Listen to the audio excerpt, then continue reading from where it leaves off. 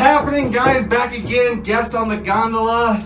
Hope everybody's doing well. I told you last week, I went live on Instagram that I had a special guest this week, and sure enough, here he is, Brett Botello. He is out of California, just moved here, or not just moved here, but moved here, and he's boarding here, and he's a Paralympic hopeful, and he's been training, he's been doing a ton of podcasts, he's got a great story, great journey, and basically I'm just going to shut up and kind of let him take it away here. What's up, guys? We're here in Breckenridge. I mean, one of the most beautiful places you can find yourself, but we're taking a ride up and getting to see a bit. But yeah, I moved out here from California 5 years ago just for the winters, and I would always head back, but this year it was time to kind of make it permanent, and I couldn't get away from this place now.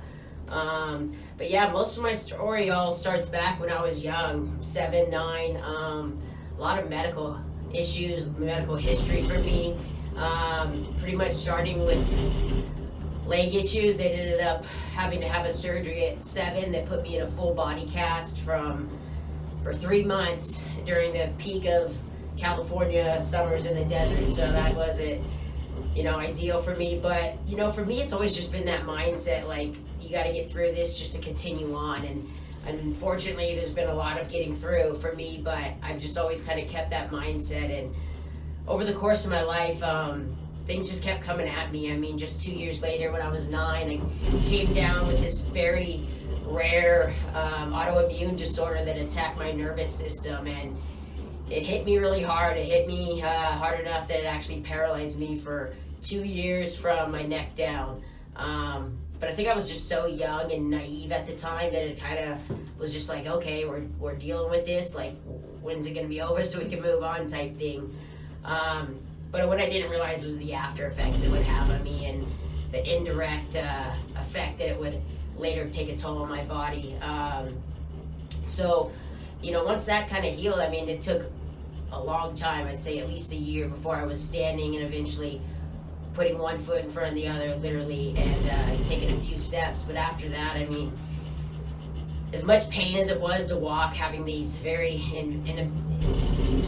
invasive braces, it was just like, all right, I'm walking now. What can I do to get to the next step? And so, I just battled through it, and I finished high school, finished college, traveled as much as I could to see, as many baseball stadiums as I could, but, it just was so much on me, and the pain was just so bad. We began to, just kind of reconstruct my body, and so it led to multiple surgeries, a total hip replacement, 2 or 3 surgeries on my ankles, and everything was just, it would work for a couple of months, and then it would just kind of go back, and I was over it. And now I'm getting in my 20s, got to start thinking about being independent, finding something permanent. And so I talked to my doctor. I was like, we need to get something permanent going. I need to be able to live my life. And so I had a meeting with him, and he sat down and began to explain this long, invasive procedure that would put rods down my leg and multiple screws and fusions, and I literally just stopped him in his words and was like, you know what,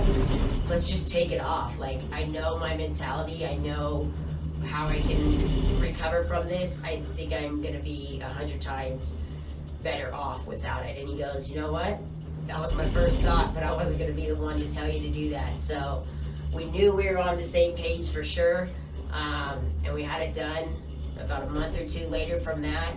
And just like I told him, I said I wasn't, your typical patient that's just going to let it take its roll and eventually get back. I busted my butt, and within 2 months I was back on the hill snowboarding. And man, that was definitely the most important decision and correct decision that I've made in my life. Since then, I've just been able to get everything back that I lost for all those 15 years, and that's what was most important to me, getting back the life that I had, dreamt about all those years. And I mean, since then, I've just thrived so much, been able to go skydiving, whitewater rafting, kayaking, cliff diving. I mean, trying to hit all the major things out there. But some of the most things I'm proud of is, I knew how impactful my story was and how powerful it was, even though unfortunately I had to go through all of it.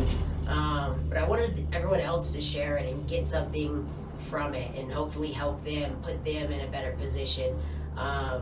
So I wrote a book, and it's just my autobiography.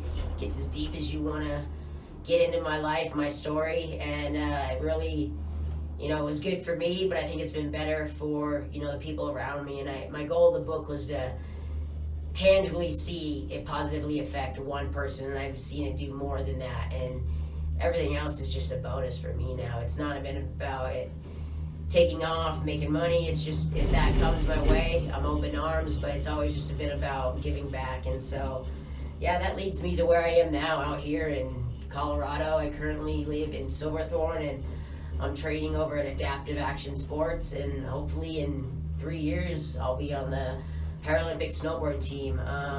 It's a long shot, but it's a reality in my opinion, and I think that it's gonna get there. It's just gonna take time, and that's what I'm just doing right now, and I'll be here for the next 3 to 5 years. So that's kind of where I see myself and what my life holds for me right now.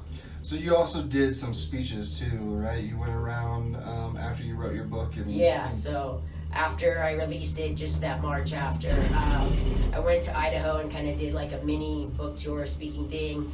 Spoke to a lot of churches, a lot of schools, did some radio things, appeared on the Mike Huckabee show. Just every opportunity that's been given to me so that I can share my story and affect more people, I always just jump on it. And if something comes my way, I mean, that's definitely, like I said, with open arms, to help me fulfill this journey of becoming, hopefully one day, a Paralympian. So the way we met, I follow some hashtags on Instagram, and I'll shout out to people that are on the mountain having a good time, see if there's anything that I could do for them. And he posted some stuff of him snowboarding, and so I reached out to him. I said, is there anything I could do for you? And he's like, actually, I live here. And I was like, well, is there anything I could do regardless? And then I got to looking into his profile, and we just got to chatting on Instagram, and kind of got to see his story a little bit through Instagram. And then we met up last week, had breakfast, just introduced ourselves, and then I was like, yeah, you gotta come on. So that's where we're at now. How's it going? So that's what brought us here. What's the name of the book? It's called Standing My Own Ground. It's on Amazon, or if you just go to my website, Brett Botello, myfullname.com. There's links on there too. So I'm thinking about maybe doing something here in the next, hopefully month or so. Try to put together maybe some little book signing. So I will definitely keep anyone who wants to kind of follow me in the loop. But yeah, it's out there for you guys to hopefully take some benefit from and share it with others. So you're on all the social media platforms. Yeah.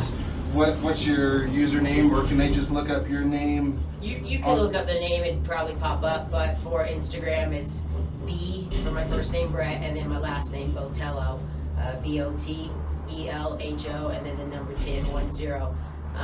That's on Instagram, and then if you just type my name in on Facebook, that'll pop up. But that kind of follows my journey through this whole craziness we call life. It's awesome, guys. You gotta get on Instagram, follow him. If you don't get out there and grab his book, which you should, you at least should follow him on Instagram. I don't know how. I think I probably went back to your first picture, maybe. Right. but it's amazing just to follow the journey, and by no means is it over now. No. Honestly, it's kind of just started, right? We got 1 year under the belt, and 3 more to come. Hopefully next year there's going to be a lot more traveling and training and racing, and follow that path for the next 3. So you'll be training this summer, and then start competing next winter. Yeah. Absolutely.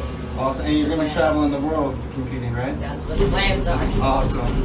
Hey man, I really appreciate it. You guys, thanks a lot. You guys have fun out there. Take care. We'll talk to you soon.